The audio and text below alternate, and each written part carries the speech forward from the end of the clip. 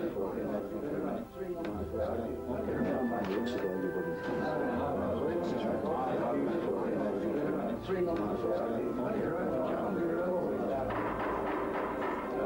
evening, gentlemen.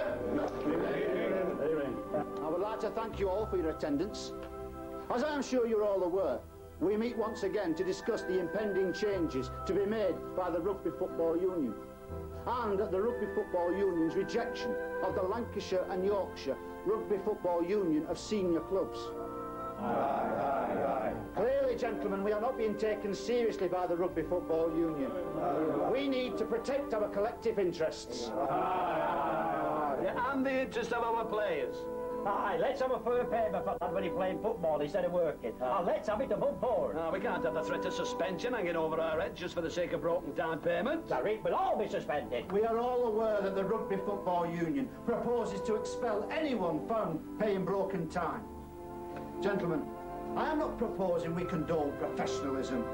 I am proposing payment for bona fide broken time. Let's treat our players fairly. Aye, it's all right for them that can afford to live without wages, but our players can't afford to lose any money. We cannot support, again for the classes and not the masses. Especially since our players have shown their superiority on the field. Not only that, gentlemen, we need nationwide cup and league competitions.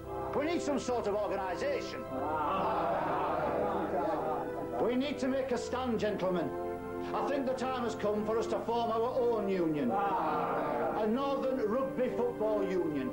Do I have your support? I second. Let's see a show of hands. All those in favour? Aye.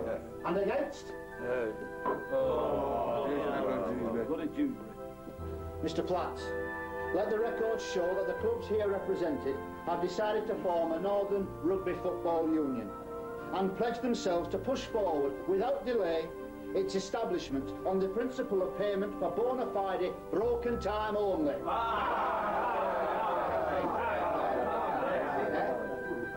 And so the new game, the Northern Rugby Football Union, was written into sporting annals. A breakaway had taken place and a new game had come into being, simply because some clubs wanted to pay their players the money they lost whilst playing rugby. Miners, mill hands, factory workers, who earned just 25 shillings a day. That seemed to be the reason. In reality, there were many others. The northern clubs, like Huddersfield, Holbeck and Manningham, were working hard to establish formal competitions, but they were met with opposition all the way from the Rugby Football Union. The strength of the northern clubs and the success was a bitter pill for southern clubs to swallow. The game for the classes was being perfected by the masses, and the classes didn't like it. As if that wasn't enough, the game was being admired by the masses as well. Competitions like the Yorkshire Cup were causing a lot of excitement and making it even more difficult for the RFU to stop the rot of northern strength and popularity in their precious and pure amateur game. The games, teams and players may have been slow in comparison to today, but they thrilled the men, women and children of northern communities, like those in downtown Bradford, Halifax, Wigan and Leigh. Popularity increased, crowds increased, revenue increased, and players started to move from club to club with the incentive of money. The RFU decided that enough was enough and legislated that players must justify any move to another club and banned professionalism in 1886. Inquiries, witch hunts, allegations, suspensions created more tension, and both sides retreated to their own camps. Eventually, the months of argument came to a head, and on Thursday, the 29th of August, 1895, the Northern Rugby Football Union was formed by 22 teams rooted in working-class towns where rugby was their saviour from drudgery of everyday life. The Northern Rugby Football Union may have been born out of restlessness and dubbed the poor man's game, but its wayward leaders were going to have their day. The Northern Union had fixtures arranged just 9 days after the breakaway meeting on the 7th of September, 1895. and had already decided that all clubs would play each other twice, once at home and again on foreign soil. The first 10 years of the Northern Union were years of change, expansion and glory, ending in a game not dissimilar to that of today. The league structure was a problem, though. The league couldn't decide on a format and seemed to dither from one design to another. In the chaotic single division of 1905-06, clubs were free to organise their own fixtures, and the championship was decided on percentages. The league was in turmoil, and most clubs had some grievance or other. But through the pandemonium, the next season brought the system that was going to last. The forerunner to the modern Premiership. The familiar playoff system, where first played fourth and second played third. Halifax, Oldham, Runcorn and Keighley were the first challengers. But it was Halifax that took the honours after outwitting Oldham 18 points to 3 in the final at Fartown. The Northern Union had finally broken away over professionalism. The Rugby Football Union had got rid of it, but the Northern Union were faced with all the problems, disputes, arguments, strikes. They addressed them by making professionalism legal.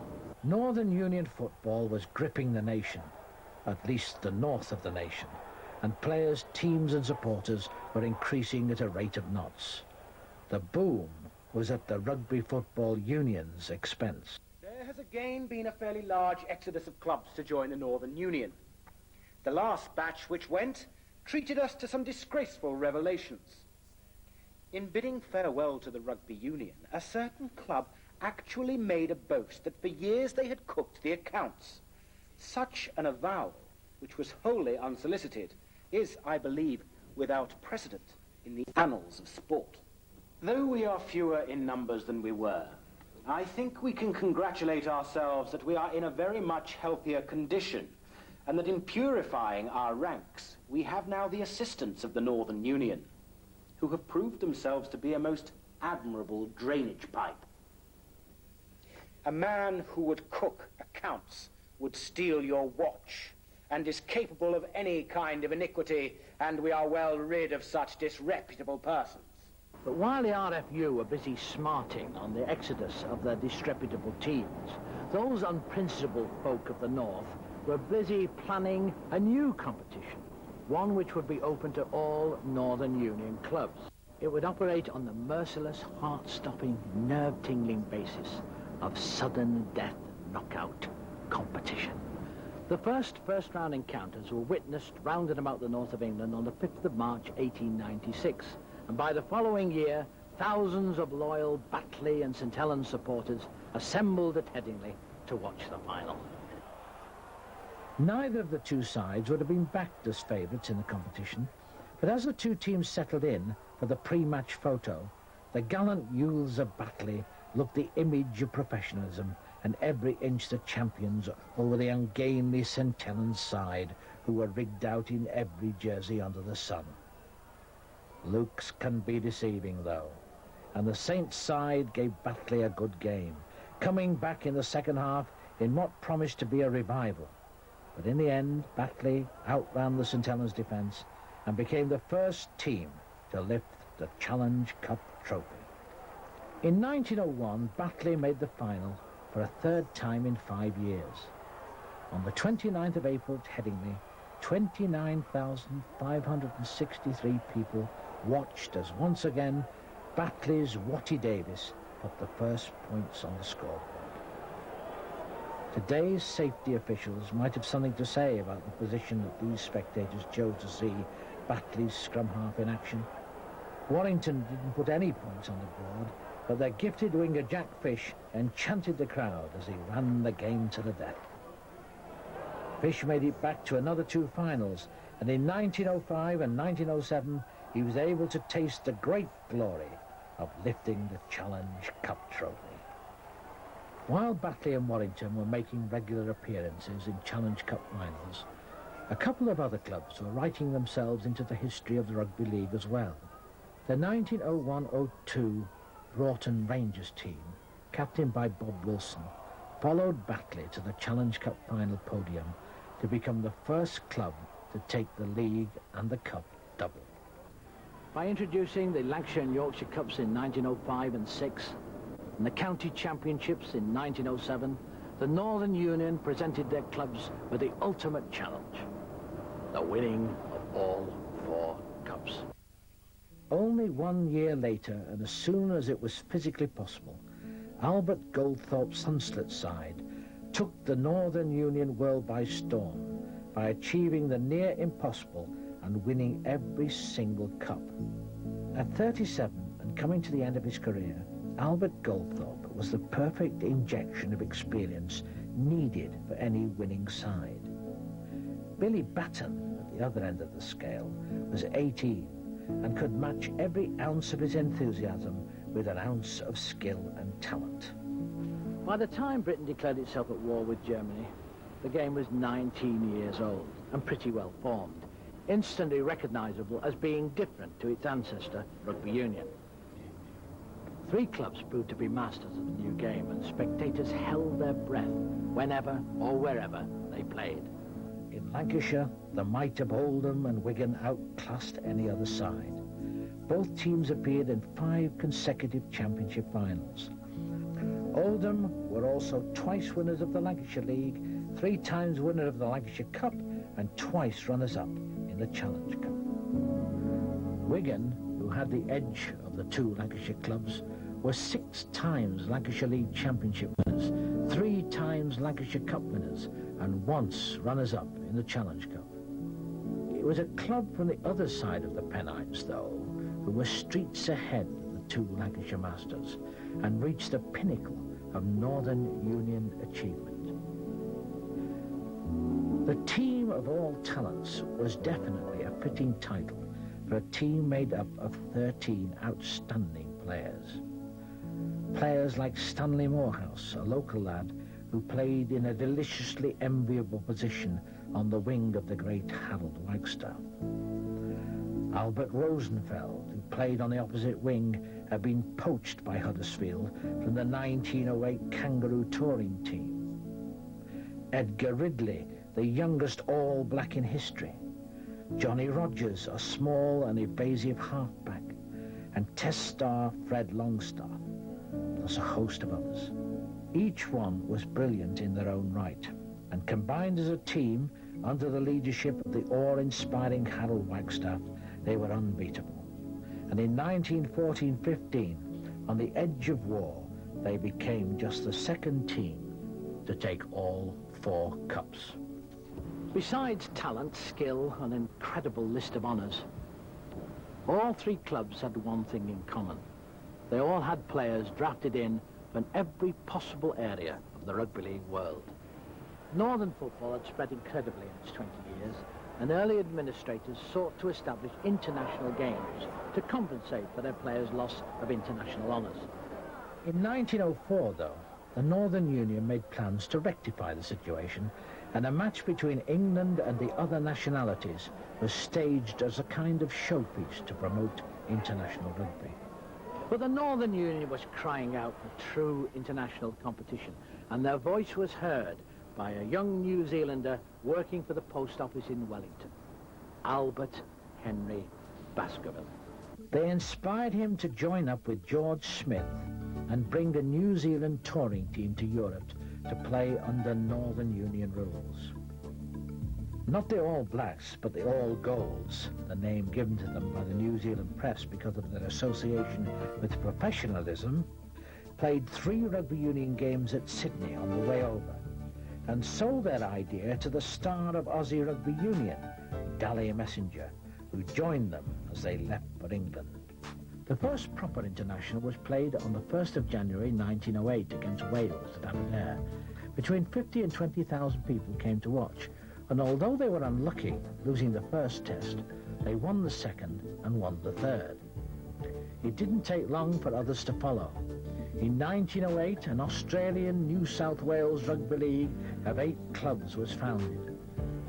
Shortly after, they embarked on a tour of Great Britain, captained by Dinny Lutcher. Their vice-captain, Dally Messenger, was fast becoming a seasoned tourist and was in England on his 2nd tour that year. The professional Australian touring team predictably dubbed the Kangaroos, must have had high hopes when they drew 22 all in the first test. But they went down in the second and the third. When they got back to Australia, Northern Union took off fast, and the Aussies were back on British soil representing their country again in 1911-12. The relative novices caused a big to-do and gave England a sign of things to come, because they won 28 of their 35 matches and almost made a clean sweep in the tests to carry home the Ashes. In 1910, the British Northern Union Stars got their first chance to tour when they accepted the Australian and New Zealand invite to play their game in Australasia, but only on Northern Union terms, a large percentage of the profits on a sliding scale. The Lions won the first 2 tests in Australia and the only test in New Zealand to bring the Ashes home. 4 years later, Harold Wagstaff led the second tour to Australia and New Zealand. The test series was all square by the third when he led his team into battle. And though 3 of the Lions' key players, Frank Williams, Douglas Clark and Billy Hall, were taken from the field, the remaining heroic 10 still won in what was to become known as the Rorke's Drift Test, and so claimed the series. The Northern Union's persistence to expand their game and scandals in rugby union clubs over illegal payments gave them the ideal opportunity to expand their game. Disgraced rugby union teams in Wales supplied regular new recruits to the Northern Union ranks, and teams were formed in Merthyr Tydfil and Ebervale in 1907-08. Others came and went at different points. The Ebervale team seemed to be strong enough to last the distance, and they managed to reach the third round of the Challenge Cup in 1910. But by 1912, all the Welsh teams had petered out, and there was a temporary lull in Welsh activity. Expansion in the southern counties, where rugby union was a sacred game, was even harder. But in 1910, the formation of a team at Coventry made it seem that the Northern Union had made its first step southward. After 3 years, the club folded, and the league's southern expansion quest was temporarily laid to rest, because the First World War had started. At first, it was business as usual, but as the war gathered speed, the game was thrown into turmoil. All the 1914-15 season was played without problems, but by the 1915 annual general meeting, the war had hit the country hard. Gentlemen, the war has thrown the game into turmoil. Some kind of action must be taken. It has been decided that except for schoolboys and intermediates under the age of 18, competitive football under Northern Union rules should be suspended for the duration of the war.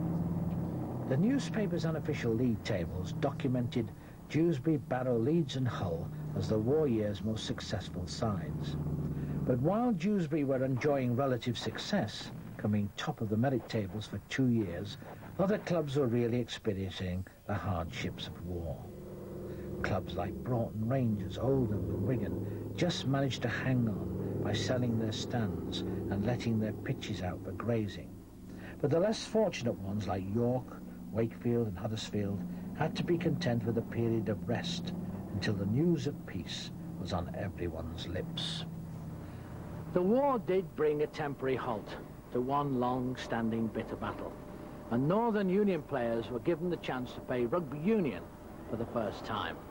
On April the 18th, 1916, 10,000 spectators came to Headingley to watch the North of England military play the Anzacs and make sporting history when the North, including some of the Northern Union's finest, beat the Anzacs 13 points to 11. The Northern Union wasted no time, because by January 1919, proper Lancashire and Yorkshire leagues had been reformed, and by the 22nd of January, professionalism had returned. In the Cup, Huddersfield were back on the trophy trail.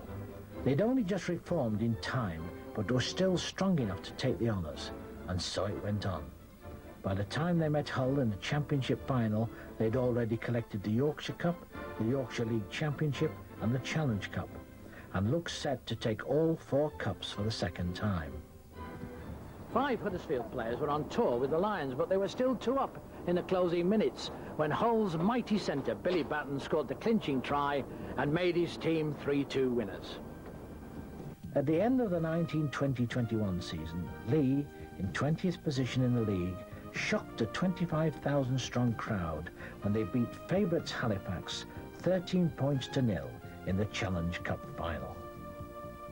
Huddersfield dropped to an unbelievable 14th place in the league, and Leeds paid a fantastic £1,000 transfer to lure the talented winger Harold Buck away from Hunslet.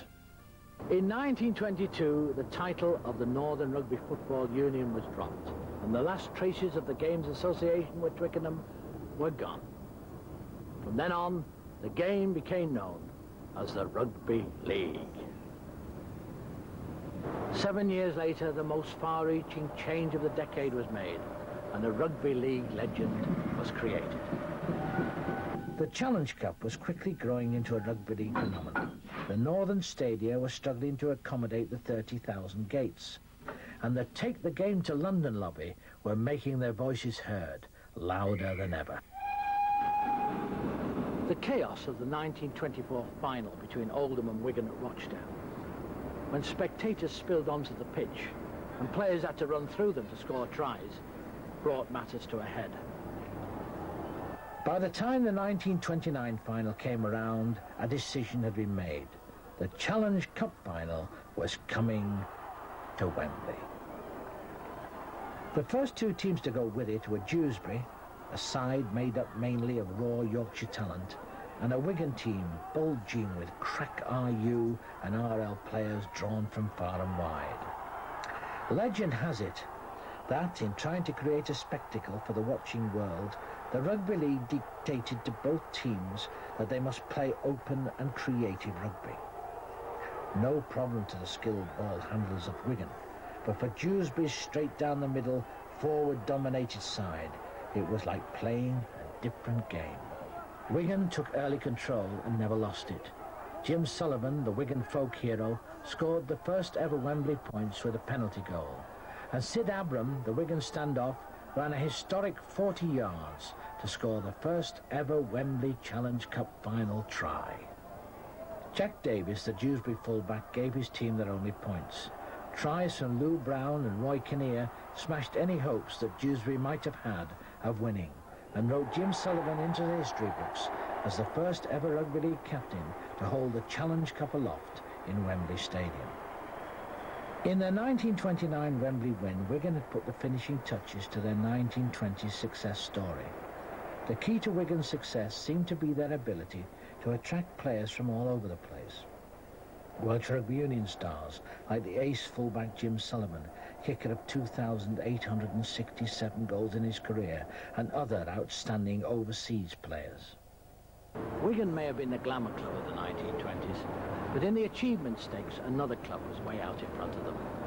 They possessed 2 of the most exciting qualities a rugby league team could hope for: a strong, intimidating pack and a skillful, experience-driven backline. The mighty Swinton seemed to sweep all that lay before them. The Lancashire League 3 times, the Lancashire Cup twice, the League Championship twice, and the Challenge Cup twice.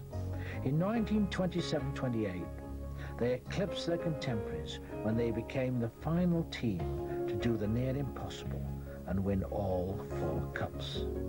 There must have been something in the Manchester air, because the end of Swinton's glory years marked the beginning of their closest neighbours and greatest rivals. The team dubbed Les Diables Rouges by an excited French population when they watched their awe-inspiring play, Salford were one of the first teams to make a visit to France, and the awaiting crowds hadn't seen anything like it.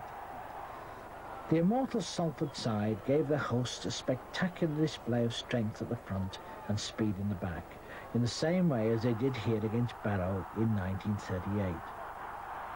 The French may have named them the Devils, but Salford were the angels of rugby league, and it was only the Second World War that put a stop to their collection of points. 5 Lancashire Leagues, 4 Lancashire Cups, 3 Championships, and one Challenge Cup, won partly under the captaincy of the magnificent Gus Risman. When the horrible reality of war hit the country in 1914, the Northern Union shelved its plans for further expansion to concentrate on a more important issue, survival.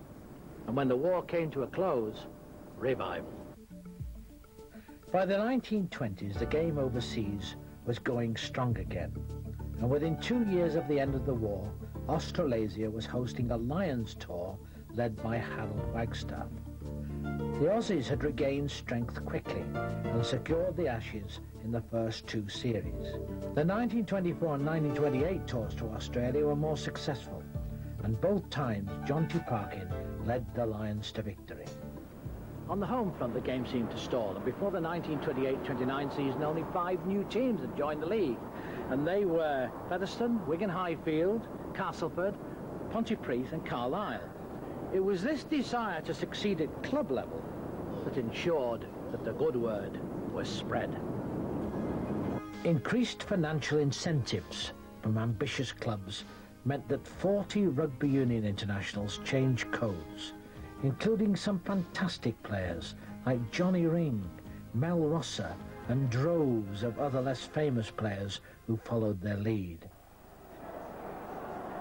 In 1928, the game's administration stepped in and took over when they moved the Challenge Cup to Wembley, gave the world a rugby league showpiece and moved their expansion up a gear or two.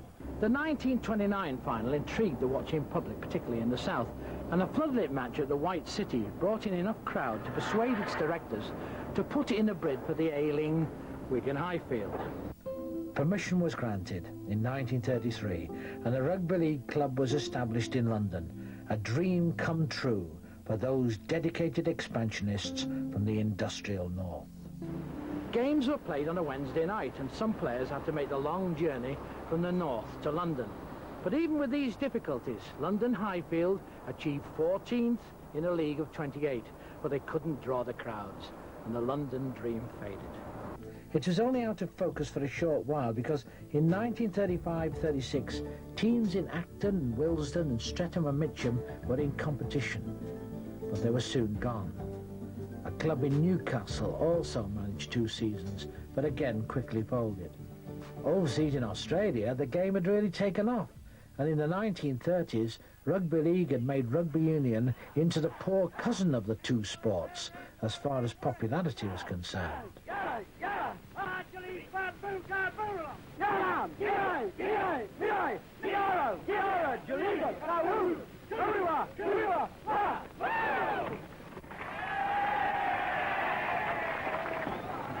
Having shown Movietone that they can perform a haka, the Australian Rugby League footballers start on their journey to show England that they can play football.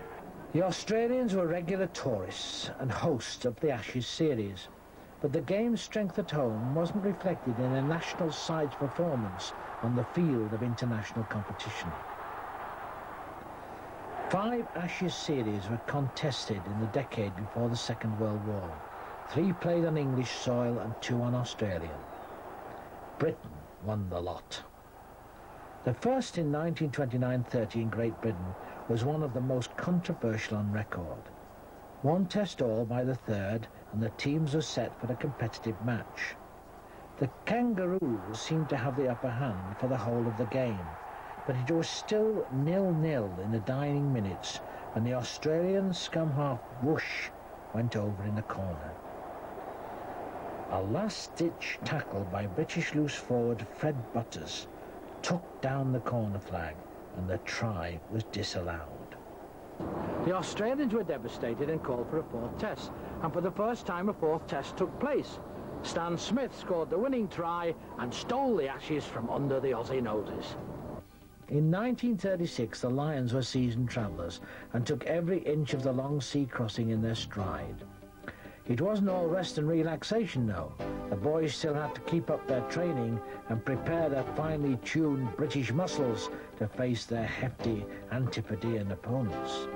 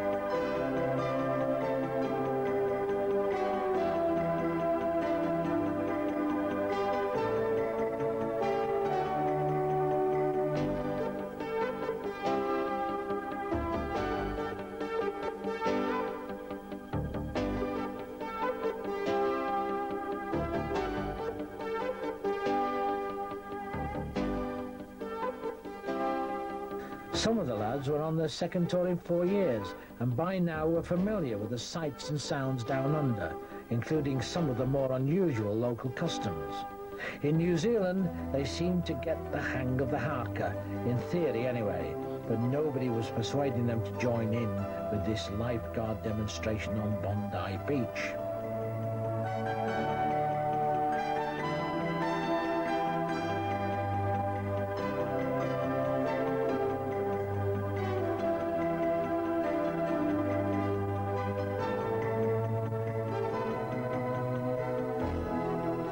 Training on board ship might have been unconventional, but it seemed to work. The Lions only lost 3 games out of the 25 they played in Australia, steamed through New Zealand undefeated, and victoriously carried the Ashes back on the long journey home to England.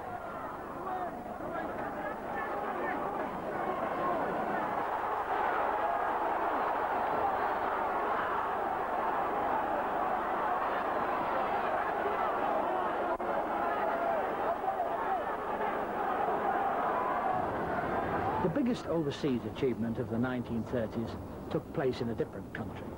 France had been excluded from the Rugby Union 5 Nations Championship for being professional and over-rough, which made them right for rugby league. An exhibition match was arranged in 1933 between Australia and England. Australia managed to win, but the French public was so inspired by the game that a tour of England followed by the establishment of a club championship.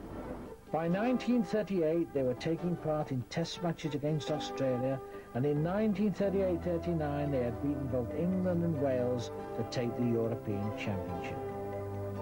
While the good name of rugby league was being spread overseas, the rules were constantly changing, and in 1935, the headquarters was moved to Chapeltown Road. The constant changes didn't seem to affect the game's popularity. It was still booming, with 50 and 60,000 strong crowds at the major games in 1938 and 1939. When the Kiwi touring team set foot on British soil in August 1939, hard times were just around the corner. Following the announcement of Germany's invasion of Poland, New Zealand have now played the last game of their shortened tour and are on their way home. Let's hope we'll see them again soon. At the beginning of the war, an emergency committee was set up to oversee the game. As the war got going, pitches were called up for military service as drill grounds or for storage. Crowds were restricted in case of air raid, and games were played on a Lancashire-Yorkshire basis, with the winners of each division playing off for the championship. The league managed to keep the championship going till 1940-41. At that point, the Lancashire Cup was closed, and Wigan and Oldham, God help us, played in the Yorkshire Cup. As far as the emergency leagues were concerned, the heroes were Dewsbury, again apparently revelling in wartime conditions under the pioneering hand of Eddie Waring. Tours obviously had to be shelved in wartime, but international matches carried on after a fashion and under Union rules. England and Wales met in services matches, and once again rugby league players were deemed fit to take part. Northern Union players may play alongside rugby union players only in bona fide naval and military teams. Munition workers cannot be regarded as naval and military players. These rulings only apply during the war. The likes of Gus Risman and Trevor Foster regularly took their place in a Welsh rugby union side. For all the die-hard rugby league supporters, the greatest confrontations of the war were staged far away from the battlefields of Europe, on 2 rugby league grounds in the north of England.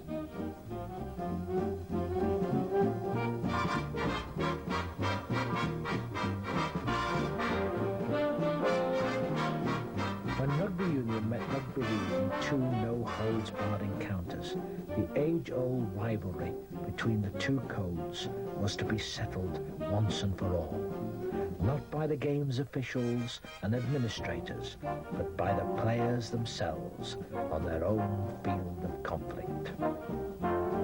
The first was at Headingley in 1943, and rugby league, playing under rugby union rules, triumphed 18 points to 11. The second was played in the dramatic surroundings of Odsal Stadium. The rugby union team prepared to prove that the first game had been a fluke. The rugby league players prepared to prove it hadn't been. With everyone's pride at stake, the tension couldn't have been greater, and the bands, pre-match parades and bagpipes were all in place to give the game a 1940s glitz and glamour equivalent to modern-day internationals.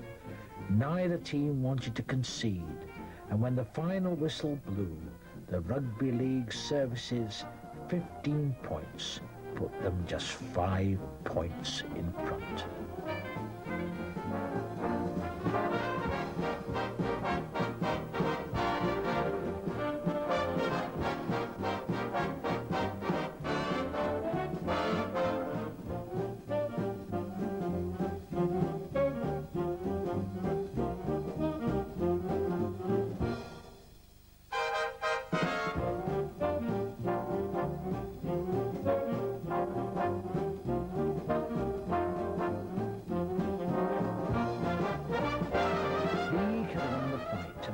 Their point, but the rift between the two codes were far from healed. And when the rugby union withdrew their permission for their players to join with league players in peacetime, nothing really had changed. The war had had a suffocating effect on rugby league. Some clubs had sold their grounds, and players and supporters were suffering from flagging morale. But the revival was on its way. A 15-year period of star players, thrilling games and record-breaking crowds, a period of growth, prosperity and glorious rugby league which threw up a great number of superlative players, a whole catalogue of vintage names. Spellbinding talents like Ernest Ward, Eric Batten, Willie Horn, Lewis Jones and Vince Cornelius.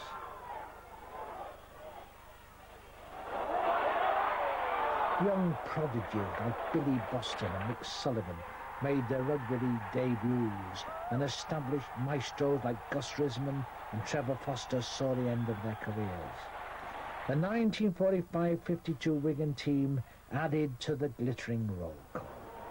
They combined all the essential elements of a great rugby league team and were challenged only by Brian Bevan's mighty Wellington.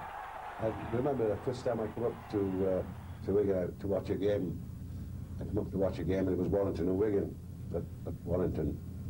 And this fella run out, bald, droopy shoulders, no teeth, big pads on his knees. And I said, who the hell is that? Like, that's the great Brian Bevan. He was, at that particular time, he was marking Brian Nogren. But as soon as he got the ball, he was gone like a whippet. I've never seen anything as good in my life. Well, I had a knack of taking the centre and moving on to the other centre and then moving on to the wingman. So when the ball was moving towards Brian Bevan, I said, he's mine. I shot across. I just in time to turn around and watch him beat the fullback. He'd gone, and, you know, he was tremendous. His acceleration was absolutely tremendous. His defence wasn't that good, but towards the end of the game, after about 10 minutes towards the end of the game, he finally tackled me once, and all the crowd cheered, and he went round. He was good. He was doing that, but he was a very fragile sort of a player, you know. I remember one time we played and I come across the wing from my wing to tackle him in the corner. Just round the waist and slid down, and he scored up. So I tapped him on the back and said, "Good lad, Brian," but no movement. So I turned him over, and his eyes was going like, you know, he was so fragile, you know. You never put a hand on him normally. Brian Bevan, attacking, tremendous. On their home territory, Wigan were unstoppable. whatever the weather.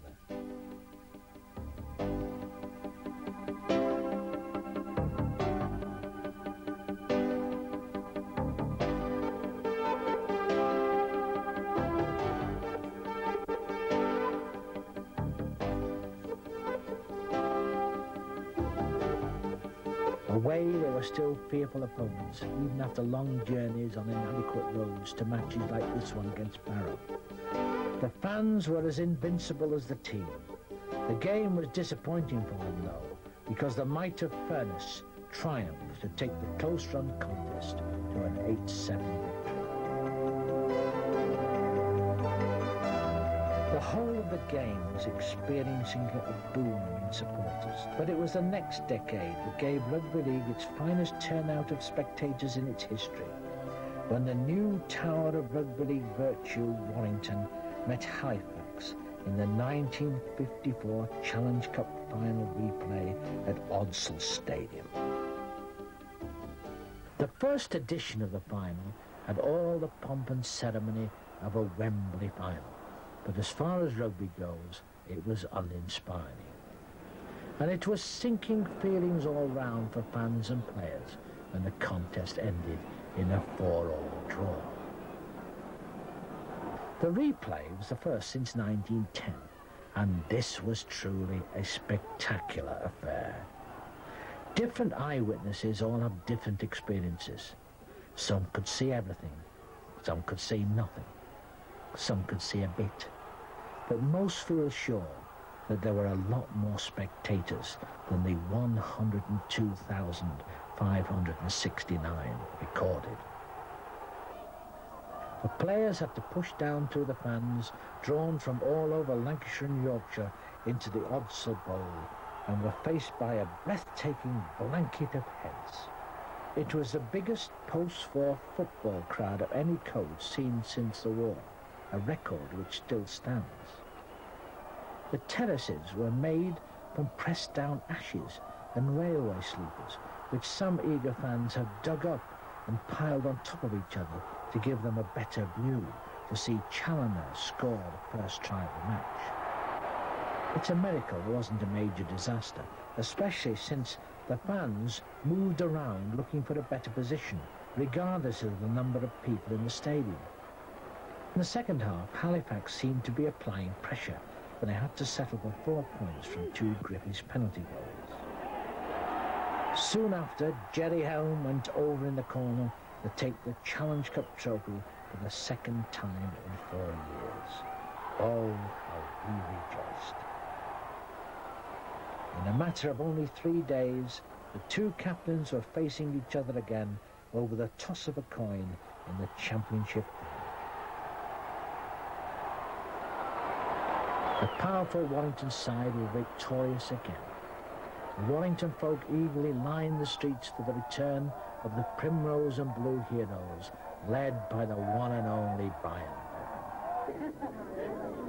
The real crowd boom was coming to the end by now, and the blame was being laid on TV's door.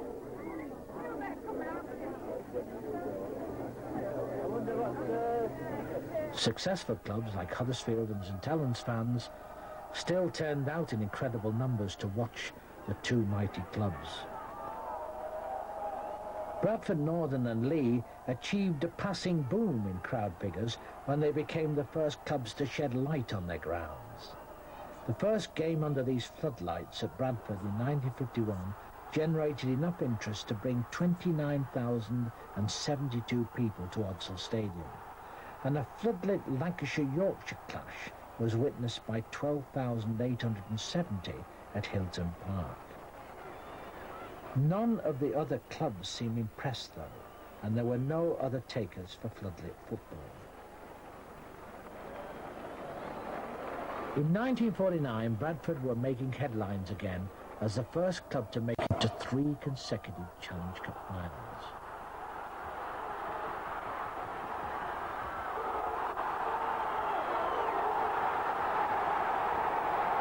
Almost as soon as the war had ended, the Rugby League administration began to turn their eyes back to their expansion plans.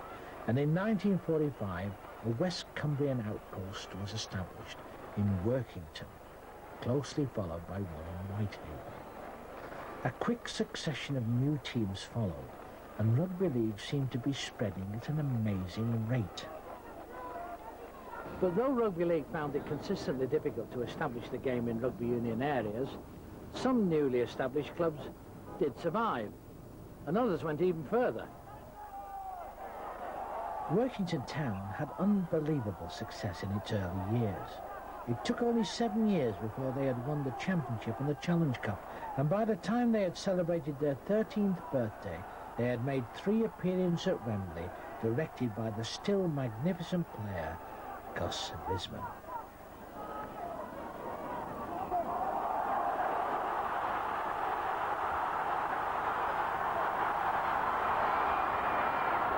When they met Wigan here on the 22nd of September 1951, they had already had the better of the mighty club, and their second victory seemed to be the beginning of the end of the Lancashire club's domination and the start of a Cumbrian success story.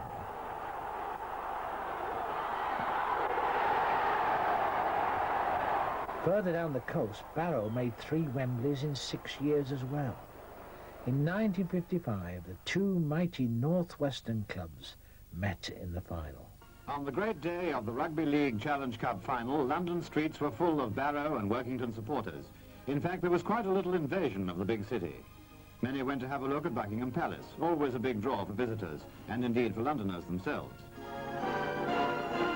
The Household Cavalry at Horse Guards Parade were another attraction. Trafalgar Square and the famous pigeons also welcomed the visitors from the northwest of England. But of course everybody's destination was Wembley, and to Wembley they now came in their thousands. Rivalry was naturally very keen, and no one left any doubt about which team he was backing for the cup. It was a fine day for a great event, and the holiday mood, coupled with mounting excitement, was everywhere in evidence.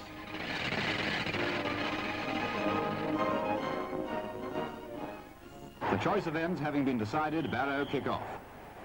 If Barrow started slight favourites, that meant nothing to Workington, who went off in great style and certainly had the best of the opening exchanges.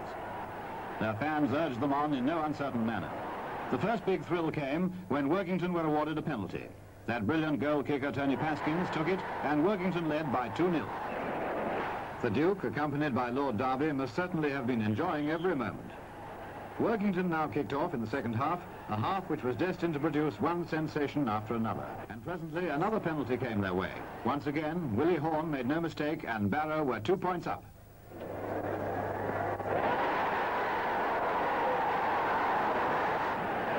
Then, still more exciting for Barrow fans, the ball passed to Horne, who coolly drops a goal.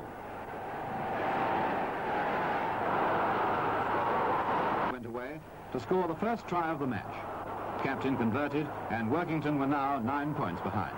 Barrow still forced the pace, and soon went over for their second try. Conversion by Horne followed, whereas Workington had by no means finished yet. Playing with great spirit right up to the end, they won the admiration of all at Wembley when they got another try through Eppie Gibson.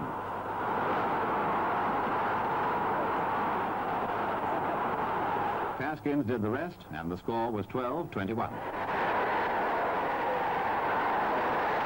Well, that was the result of a great and sporting cup final. Victory, but by no means all the honours went to Barrow. Hard luck, Workington Town.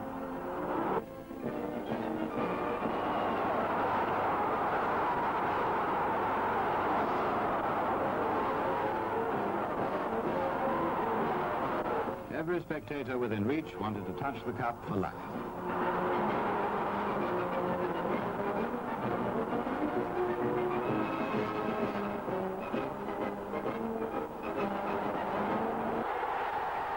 Overseas, rugby league activity had got straight back into gear after the war.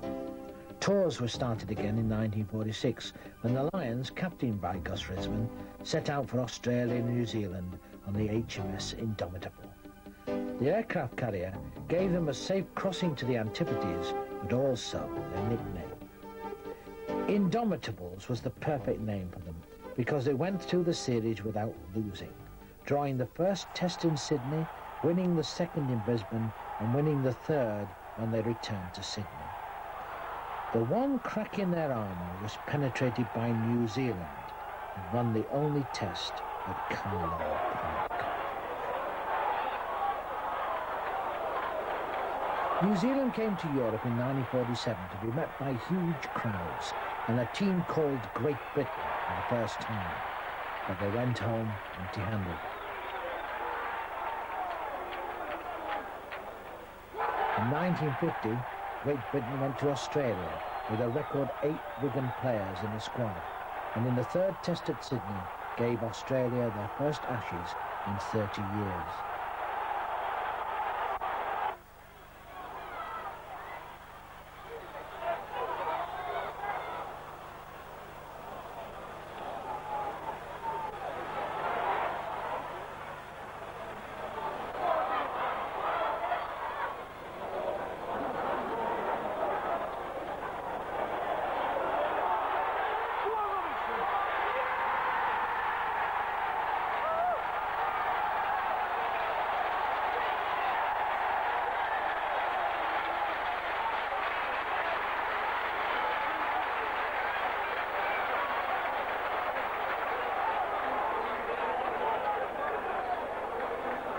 The 1954 tour gave the Lions a chance to show off their two most exciting newcomers, Billy Boston and Lewis Jones.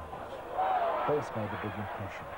Lewis Jones clocked up a record 278 points, made up of 127 goals and 8 tries. And Billy Boston, a fearsome winger, set a record, scoring an amazing 36 tries, and in New Zealand equalled the record by scoring 4 tries in the first test.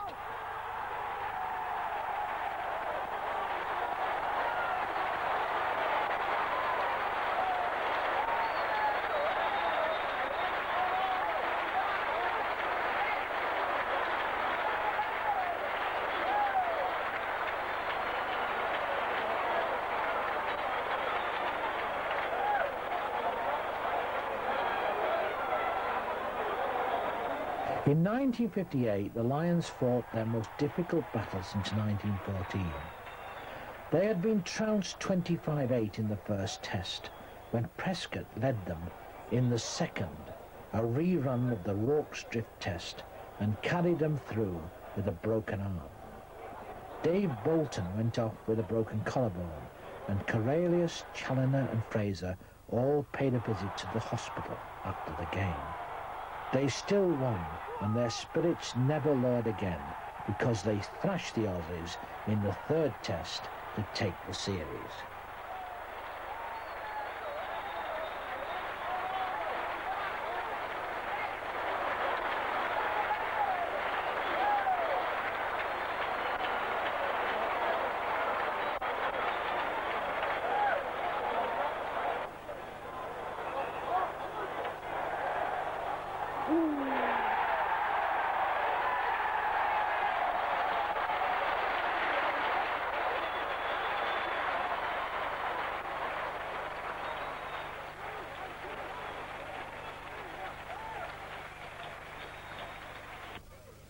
In 1959, the Kangaroos came to Britain, out to revenge the previous year's magnificent Lions victory. It seemed like they might just do it when they swept away Great Britain's first test challenge and launched their own young prodigy, the awe-inspiring centre, Reg Gasnier. They didn't do it, but were incredibly unlucky in the second and third tests because the score lines for both were extremely close, and so they went down in history as the last Australian touring team to lose the Ashes on British soil.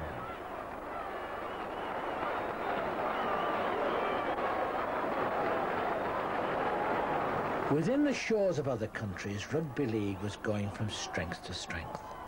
By the time France met England at Wembley, enough short tours had gone back and forward for the French side to gather enough strength and speed to run out clear winners 12 points to 5. Close behind in 1950 came another international team, this time from Italy. They lost all their games, but the sport so prospered when they returned home that another team arrived in 1954. Despite a lot of support from the Rugby League, the Italians couldn't perform on the field, and they went home again without a win. At home, the Rugby League boom was over. crowds were falling fast, and by the 1960s, the game's dwindling popularity was a serious worry for everybody. The drop in the crowds forced the game's custodians to have a long and purposeful look at their sport and change one thing after another in search of a reason for its declining support. The main culprit in most people's eye was TV. By 1960, both BBC and ITV were televising matches, and people could sit in the comfort of their own homes to support their favourite side. There wasn't a lot the league could do about it, especially because it brought a precious source of revenue and publicity. People blamed the lack of interesting characters because of a ban on overseas players as well. Even though British clubs had players like Billy Boston, Vince Corellis, Alex Murphy and Neil Fox on their books, the speculation was enough for clubs to turn to signing players from South Africa and Fiji and even other sports. A long line of players came from South Africa, but the most magnificent and certainly the most lucrative overseas signing was made by St Helens, who just pipped Wigan to the post to import an ex-rugby union Springbok, a player with lightning pace, Tom van Vollenhoven. At 22 years of age, Van Vollenhoven was as strong as he was fast. His amazing talent tantalised every crowd he played in front of, and his incredible try-scoring ability made him one of the most devastating wingers ever to play the game. Vollenhoven's going to score, and Vollenhoven scored another great try. That's Vollenhoven, and Vollenhoven will score. He'll score in the corner.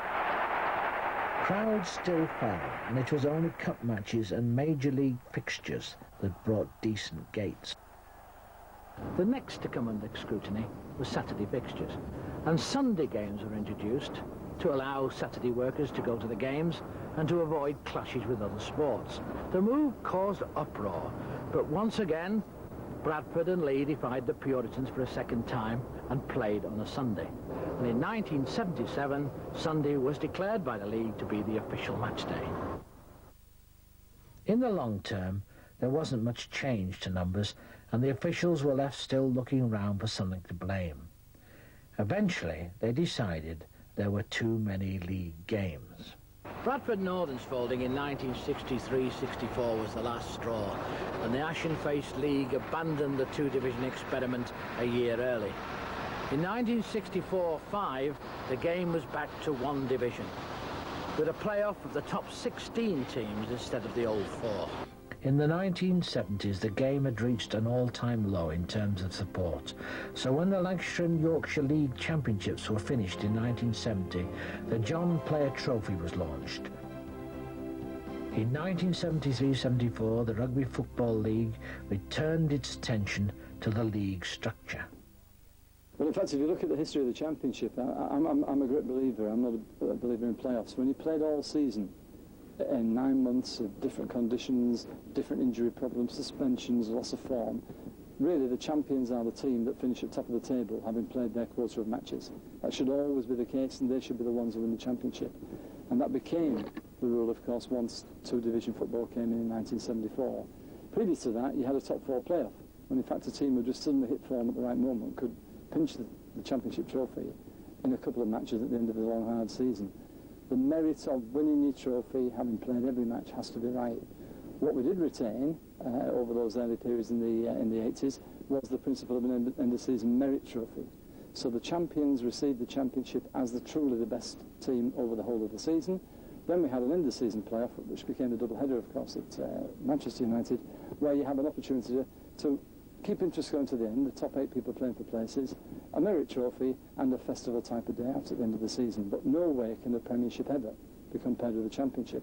And as a rugby league aficionado, I believe very strongly, in fact, that the finest trophy to win, and the one that really matters, is to put your hands on either side of the Championship trophy. A new trophy was started in 1965, promoted and televised by BBC Two.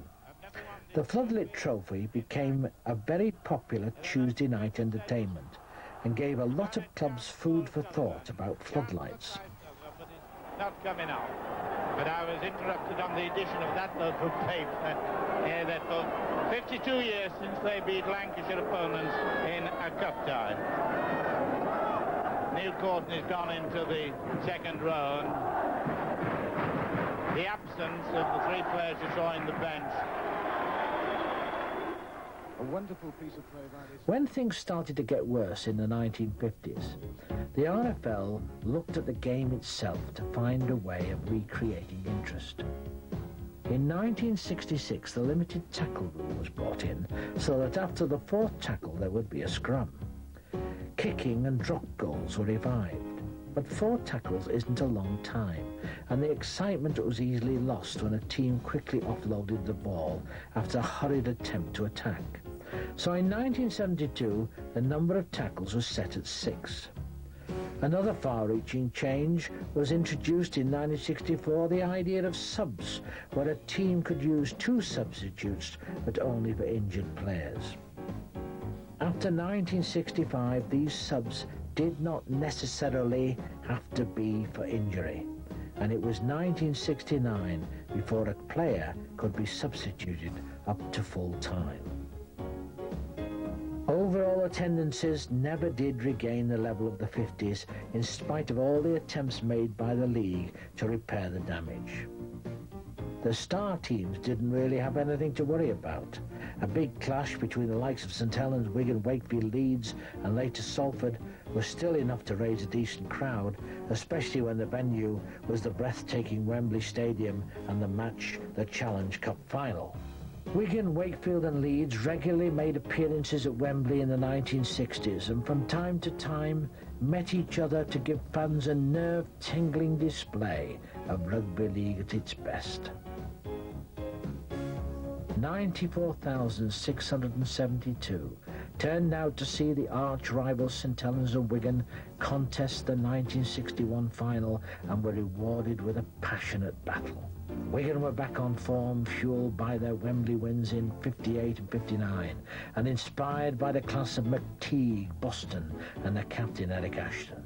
They gave it everything they had, but were simply outclassed by the Saints, who combined the remarkable talents of Alex Murphy and Tom van Vollenhoven in the backs, and Cliff Watson, Dick Huddart, and the formidable Vince Cornelius, the wild bull of the Pampas, in the forwards. At half-time, the Saints led 5-2, but 5 minutes into the second half, Fred Griffiths kicked a penalty and narrowed Saints' advantage to 1 point and reapplied the pressure. Saints could soon breathe easy, though, when Van Vollenhoven broke the Wigan defence. His length of the field try went down as one of the most memorable on record and marked 1/2 of a Saints double Wembley win over Wigan. To go and beat Wigan at Wembley is probably one of the biggest occasions in anybody's playing career, and it was mine because Wigan had a very good side. You know, they also had some great players, people like Ashton and David Bolton, Boston. So it wasn't just an important match, it was also playing against great players. The second half, the 1966 final, was Wigan's 6th appearance at Wembley in 10 years. Eric Ashton captained all 6, and Boston and McTeague played in them all. Saints hadn't been to Wembley as often, but there was no doubt that they were the stronger of the 2 teams once more. Their lineup was overwhelming. Murphy, Van Vollenhoven, Barrow, Killeen, Bishop and Mantle were enough to frighten any side and pack the crowds into the stadium. But the Saints had a tactical advantage over Wigan before the competition even started, as soon as they signed Wigan's hooker, Bill Sayer. Colin Clark got himself sent off before the final and was suspended from playing. Wigan lost their second hooker. St Helens realised that Sayer would always be the stronger at the scrum, so they created them by deliberately being caught offside, knowing full well that Sayer, the perfect hooker, would make sure that Saints dominated possession of the ball and outclass Wigan at Wembley for the second time.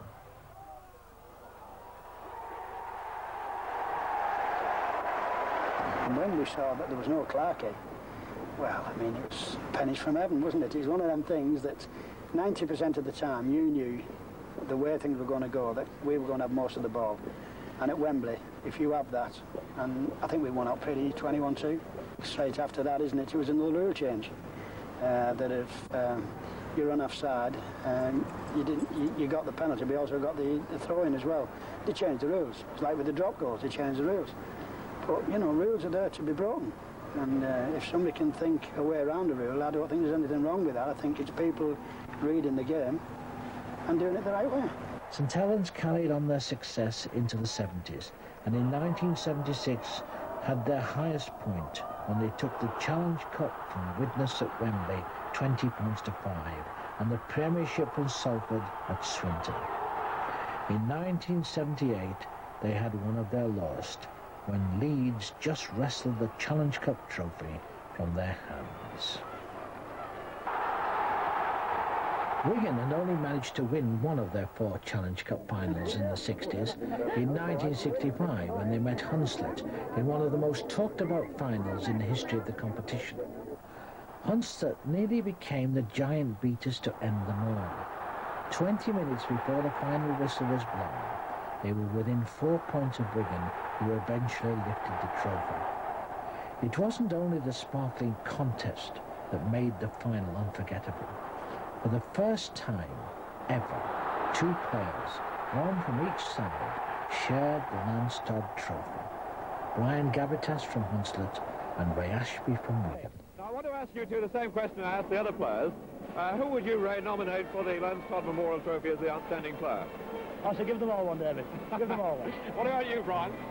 Well, if I had to choose one, probably Laurie Gilfeder scored so many points. Yeah.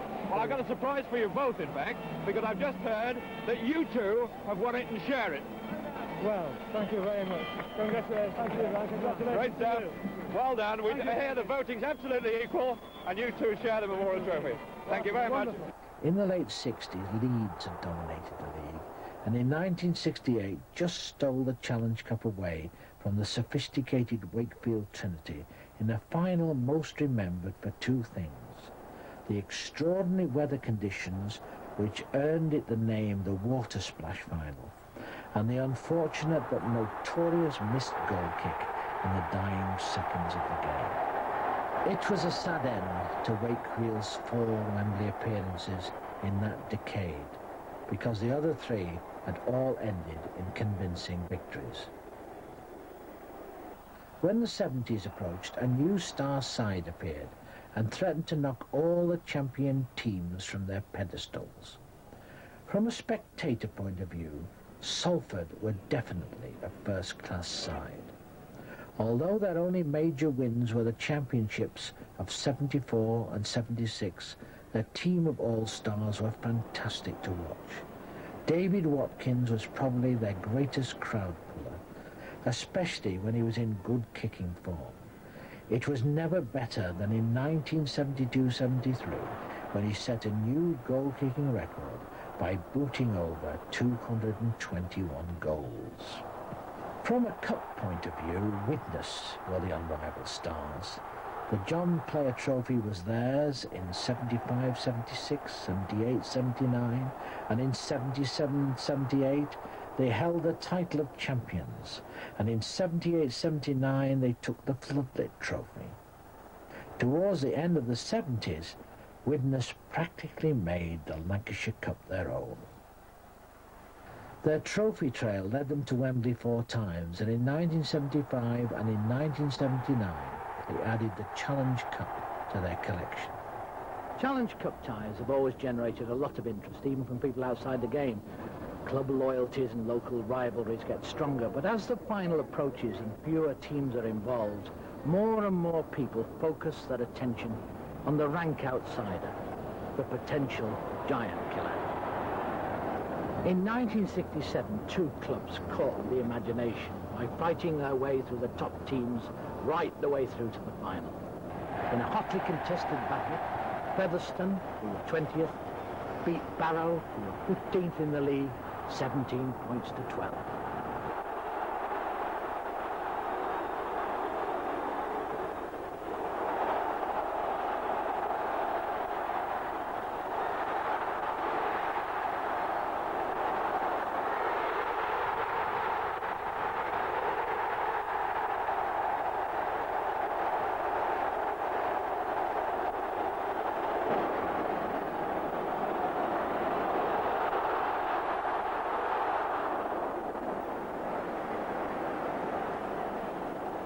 Featherstone's success didn't end there, because in 1973 they were back at Wembley, pitting their wits against Bradford Northern.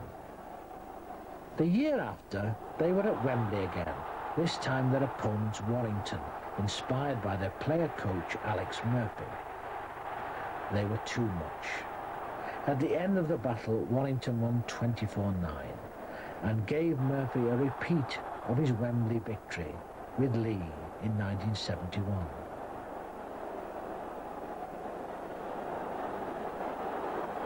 At the end of the 60s, another modest Yorkshire side started to gain strength, and a new competition gave them the perfect opportunity to prove themselves. By the time they had taken their third consecutive floodlit trophy, Castleford were beginning to get themselves noticed. When they beat Salford and then Wigan to take 2 Challenge Cup trophies in a row, they became real stars.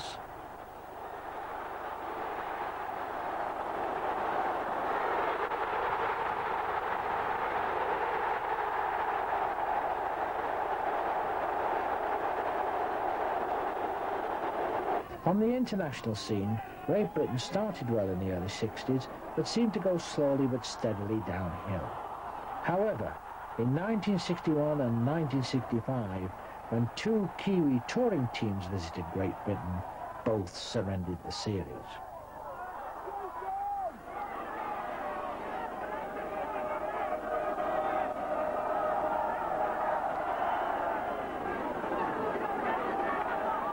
In 1962, Eric Ashton led his Lions to victory in the first test at Sydney, 31-12. But it was in the second test, in Brisbane, the Ashes were won. The third test was one of only 3 games lost, but in New Zealand, the Lions lost 3 games out of 9, including both the tests. On the 1966 tour, the Lions turned their 1962 results around, and they won the test in New Zealand, but handed the Ashes over in Australia.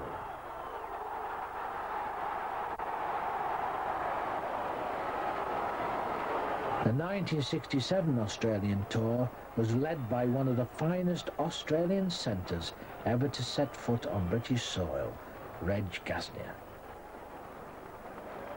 The Kangaroos didn't win the series as easily as they had in 1963, but still, worries about Great Britain's international standing began to circulate.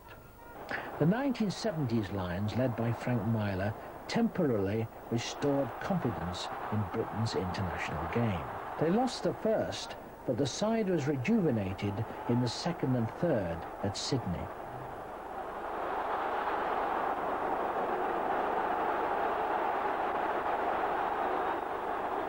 In 1971, a Kiwi touring team came to England and plunged Great Britain further into the doldrums by winning 2 tests to 1.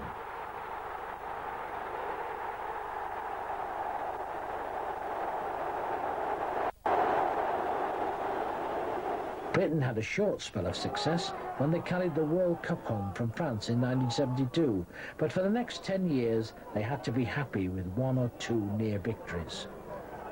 When they went to Australia in 1979, they suffered one of their worst ever Ashes defeats.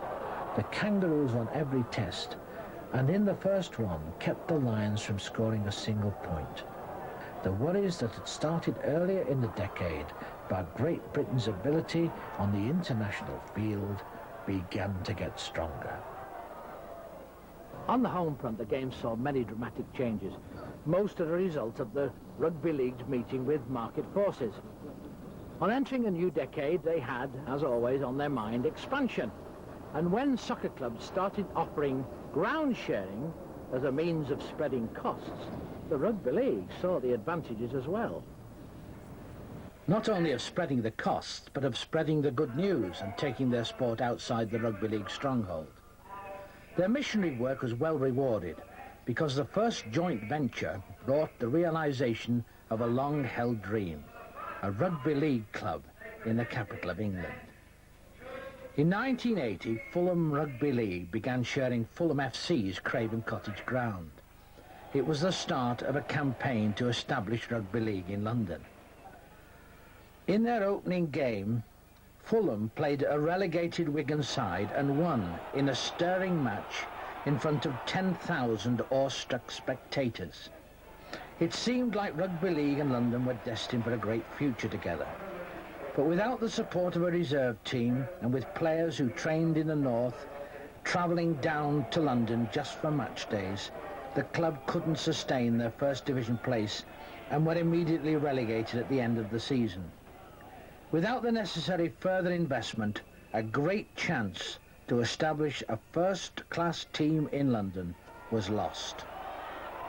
After struggling on for 4 years, in the 1993-94 season, the now London Crusaders became the London Broncos and are now more or less guaranteed a place in the 1996 Super League. It seems like London and Rugby League could be destined for a great future after all. Fulham's success in the early 80s seemed to inspire other new clubs to spring up here, there and everywhere, most of them attached to football stadia. Cardiff City, Mansfield Marksmen and Sheffield Eagles all followed suit. Sheffield Eagles have been by far the most successful of the 80s recruits. In their first match against Rochdale Hornets in September 1984, a 29-10 win was a positive omen for the future. Since 1984, they've won 2 Second Division Premiership finals, 1 Second Division Championship, and have taken part in a Yorkshire Cup final. The important difference between Sheffield and some of the other clubs founded in the 80s is that Sheffield have built up a rich system of support teams where players can be developed. They have strong academy and alliance teams now that have reared players for the academy, under-21s and senior Great Britain international sides. The Alliance League for reserve teams only introduced itself in 1984. 11 years on, in 1995, the Alliance League has 2 divisions and an Alliance Challenge Cup. The Academy League is an even more recent initiative, but in 4 years has become firmly established as a testing ground for young hopefuls. When 3 divisions were established in 1991, the best players were drawn towards the top First Division clubs. So were the spectators, so were the sponsors, and so were the TV contracts. In the Second Division, all these changes had a depressing effect. As all eyes and cameras were turned towards the First Division, Second Division clubs struggled, and financial problems became more common. The problem for the clubs was made worse when a players' association was formed and freedom of contract was introduced. Players started demanding bigger wages and top clubs paid them. In 1991, Elroy Hanley became the first $250,000 transfer from Wigan to Leeds. And in 1992, Wigan shocked rugby league folk when they paid a world record fee of £440,000 to witness for Martin O'Fire. Second Division and some lower First Division clubs struggled. Today, financial worries are the norm for clubs in both divisions and have even caused some to go back to ground sharing. In 1992-93, Swinton played this, their last game, on their own ground at the famous Station Road. As the 80s progressed, the organisation of rugby league became more and more chaotic. Old competitions were finished, new ones replaced them, and some stayed the same. New rules were introduced, which dramatically changed the way the game itself was played. The sin bin gave referees a way of penalising an offending player without sending him off. The number of points for a try was increased to 4, and the turnover at the 6th tackle was created. In 1982, the County Championship, a competition as old as the league itself, was abandoned after 87 years. In 1985, the War of the Roses match was introduced, and in 1991, they disappeared. So did a long tradition of cross-Pennine rivalry and passionate confrontations. In 1992, the league came under the hand of a new chief executive when a long-serving David Oxley retired. Maurice Lindsay left Central Park to move to the Rugby League headquarters and take up the post. Unfortunately, 80's change was restricted to the domestic front. On the international field, nothing changed. Any hope of a British revival was smashed when France beat England 5 points to 1 at Headingley in 1981 to take the European Championship. The two countries met again in July 1982 in Venice. On a very public stage, in a match intended to promote the game, Great Britain were beaten by the French 7-8. The writing was on the wall for the Lions when Max Krilich brought his Kangaroos touring party to England to contest the 1982 Ashes. The 1982 Kangaroos were the most exciting, entertaining, skillful and successful international side ever to grace a rugby field. Their ranks were bursting with individual genius, names that are still ingrained in the hearts and minds of all those who were privileged enough to watch them play. Max Krilich, the team's skipper, was a master of the sharp, evasive run and intricate move. Wayne Pearce, the youngest man on the tour, tantalised the assembled masses with a strength, speed and power that could take him through almost any defensive line. Ray Price thrilled the crowds with his energetic and untiring defence, and Eric Groth astounded them with an unnerving speed for a man of his size. To do justice to the Australians, all 15 players were remarkable, and it seems unfair to set any one player apart from the other. But 3 of them were going to have a long-lasting effect on British Rugby League. The first, Brett Kenny, was just short of 6 foot tall. He weighed 13 stones and had a wiry but strong physique. When he played, he made himself one of the most noticeable players on the park. In 1984-85, he came back to England to play for Wigan. The second is a supremely talented centre who would probably have looked more at home in the forwards than in the backs, Mal Meninga. The third is possibly the most complete standoff of all time. When Wally Lewis was in possession of the ball, something exciting was bound to happen, and time would stand still while the great Australian decided which skill to call upon. Must have gone 30 yards. The whole tour was a whitewash, and for the first time ever, the Kangaroos went home undefeated, and duly became known as the Invincibles. In the tests, Great Britain never really stood a chance. On the 30th of October, at Boothbury Park, Hull, the series was started. For Great Britain, it was the beginning of the end. In the second test at Central Park, 10 players had been dropped from the Lions' side. The changes were incidental, and the Kangaroos still ran rings round the Lions. The Ashes were already lost when the third test was staged at Headingley. The Kangaroos' performance, as individuals and as a team, easily put the Lions in the shade. But it's unfair to disregard a Lions team that included a lot of respected English players. George Fairbairn, Brian Noble, John Woods, and Lee Crooks and Andy Gregory made their international debuts. In 1985, Mark Graham brought another Kiwi tour and met a British side desperate to recover some of their national pride. The series was drawn and hopes were raised for England's chance of international success in the 1986 series. Wally Lewis's team was every bit as talented as Max Krilich's 1982 Kangaroos. The Invincibles had returned. Their captain, Wally Lewis, led his team to victory in every single match. The only team to come anywhere near to beating them was Oldham, who took the Aussies to within 6 points. Good bust. He's looking for support. He does get the pass away to Ashton, the halfback. Ashton's taken down. It's gone away there to Warneke. Warneke back on the inside, and it's to Colin Hawkyard, and that's a splendid try. A splendid try to the Oldham side, backing up the ball carrier. They'll do it every time. And again, Flanagan, the maestro at dummy half, gets a pass away to Ashton. Topless throws the dummy, tries to straighten. Got a forward pass into Raper. Raper's on the sprint. There's a little kick being put through. It's a chase. This could be another try to Oldham. It is. And Raper responsible for it with a very nice little grubber kick put through there out wide. 22 points to 16. Probably never really in danger of losing the game.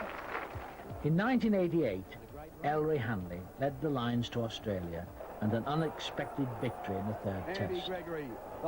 It wasn't the series, but it was the first time in 10 years that Britain had beaten Australia. Henderson Gill, and it's a try. Well, it's worked again. Look at this. Henderson Gill's gone absolutely mad. Absolutely mad. Slapping hands, saying, what about that? This is Lachlan. Lachlan winds up. Lachlan straight to Australia. Still going, Lachlan. And he's got support too. Unloads it. Oh, look at this. Henderson Gill winding up. It's a chase. Gary Jack comes with him, but that's a great try. Oh, great Britain in, and he does a bit of a boogie. And the Union Jack flags here have gone absolutely crazy. Well, what a try. Andy Gregory makes another three. Oh, still going, Andy Gregory's got Mike Gregory with him. Here's another try coming up in the League Cup. Gregory hasn't got the legs. Down he goes. He'll get there. Mike Gregory has done it for Great Britain under the post. Oh boy, Andy Gregory opened him up and Mike Gregory went on with it. The English flags will fly here now. Malcolm, really, what a great moment for him. And look at the Union Jack flying high. Strong emotion here at the Sydney Football Stadium. They've waited a long, long time. And this is a great moment for Rugby League Internationally, believe you me. At club level, Great Britain did manage to make their mark on the international map and revive some faith and hope in British Rugby League. For the first time in 1987, Wigan and Manly Warringah met at Central Park to contest the World Club Challenge. A battle of the two premier clubs from England and Australia. 36,895 fans turned out to watch Wigan beat Manly in a nerve-tingling rugby league display. World Club Championship match.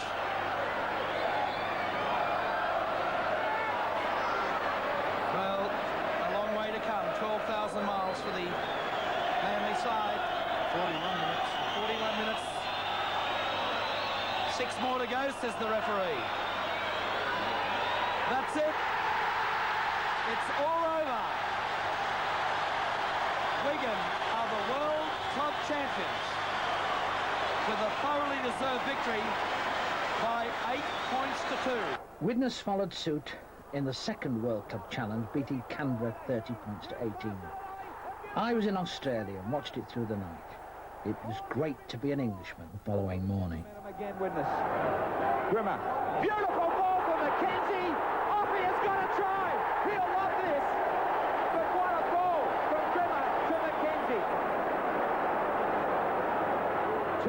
2 metres away. Now, Courier gets the ball out. Jonathan Davis was hit high. Somebody could be set off. A swinging tackle from Canberra. 10 minutes in the sin bin. Disappointment shows for Daly. In fact, has been awarded the try. So Widnes playing with tremendous confidence. Oh, look at the confidence showing now as Wright links up with Offia, and the England's going to score. Offia, they won't get near him. And away he goes, his little dance for the crowd. The Widnes bench comes alive. The one-handed pass picked up by Matthew Wood. He's got some space. Wood up towards the halfway mark, links up with Belcher, and Belcher's put it down. And it's been picked up by Widnes. Now Widnes throwing it around. Offie has done well to pick it up in his bootlace. He's got support from Ayres. Ayres is away from one. Ayres is going to score. Ayres reaches out and scores another Widnes try. Oh, what sensational stuff. Glide on the blind. Good ball away for Daly, who will score. Did he control the ball? No, he lost it. Nothing is going right. All he had to do was control the ball, and it was a try. Daly runs back into position as Widnes with a quick restart. Down is clear. He's got a ton of support. Wright's inside him. Wright will score under the post. Canberra were caught napping at the other end. That will be the World Club Challenge. The championship trophy being presented to Kurt Sorensen, captain of the Widnes side. Listen to the cheer.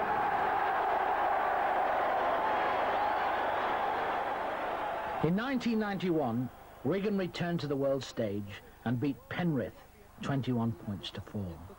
In 1994, in the first ever World Club Championship played in Australia, Wigan beat the Brisbane Broncos on Brisbane's own territory. At home, the 1980s club scene opened with the appearance of two rugby league giants who stood side by side, only a stone's throw apart within the boundaries of one city. Hull and Hull KR met in so many competition finals in the early 80s, it seemed as if they had a divine right to battle out bitter rivalries on a national stage. The clash that most captured the hearts and minds of the rugby league world and totally divided the city of Hull was the 1980 Challenge Cup final.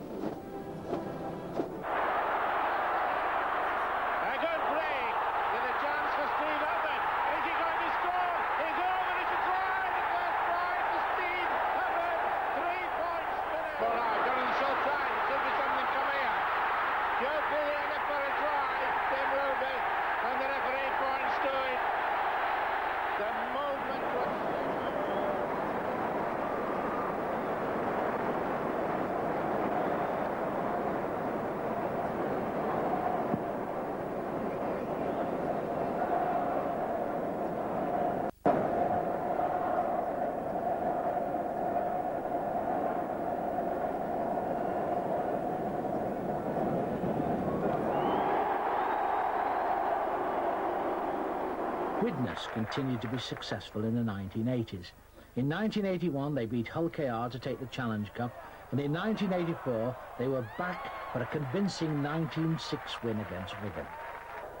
St Helens, as always, proved strong contenders in the 80s competition, especially when they had a chance to assert their supremacy over deadly rivals Wigan in the 1984 Lancashire Cup final. They didn't only beat Wigan, they did it at Central Park, in front of a dejected throng of Wigan followers. In 1985-86, the mighty Alex Merkel took up residence at Knowsley Road, and it wasn't long before Saints appeared at Wembley, in 1987, and again in 1989, and in the Premiership final of 1988. Halifax and Leeds have always offered similar challenges. More recently, Leeds have produced some awesome rugby league, and tested the skill of some of the other top clubs. Oh, it's a very, very special day. Well, for myself personally, it's the first time I've beaten Wigan since I've left Wigan, Central Park, but, you know, make no mistake about it, they're still a champion side. I mean, we were up by something like 10 points, they came back at us and went in front again. But it must have been a good advert for the game completely for rugby league, and it's probably done no harm for the game rugby league. Somebody had to beat Wigan, and I'm glad that it was us, but as I said, you know, taking nothing away from Wigan, they're a champion side still. The greatest team of the 1980s and the 90s has to be Wigan. And love 'em or hate 'em, any true rugby league supporter in Wigan or any other rugby league camp must acknowledge their achievements.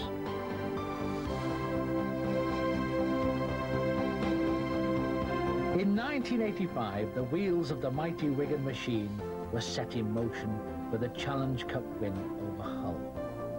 Brett Kenny, guesting for Wigan, controlled the backs perfectly, and the tries came rolling in.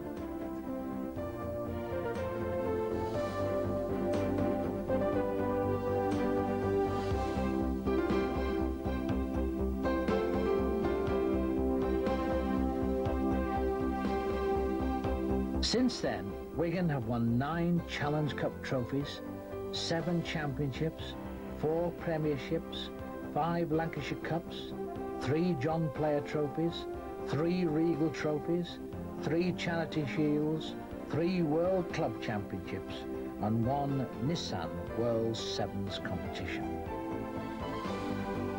An honours list envied and respected by every other club in the league. And in 1995, they were acclaimed as Team of the Year by BBC TV. Wigan, like a lot of others, benefited from their exposure to some fantastic overseas players who not only came to England as opposition, but as coaches and teammates as well. No one will ever forget the part played by Brett Kenny, Graham Lowe, John Money and Graham West in making Wigan what it is today.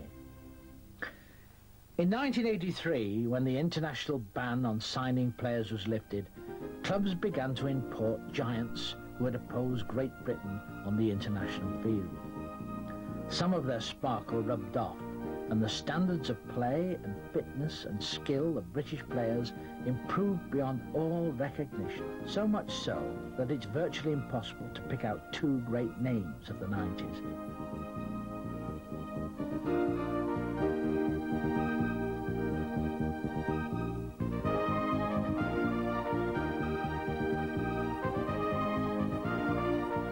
But Jonathan Davis and Martin O'Meara spring to mind.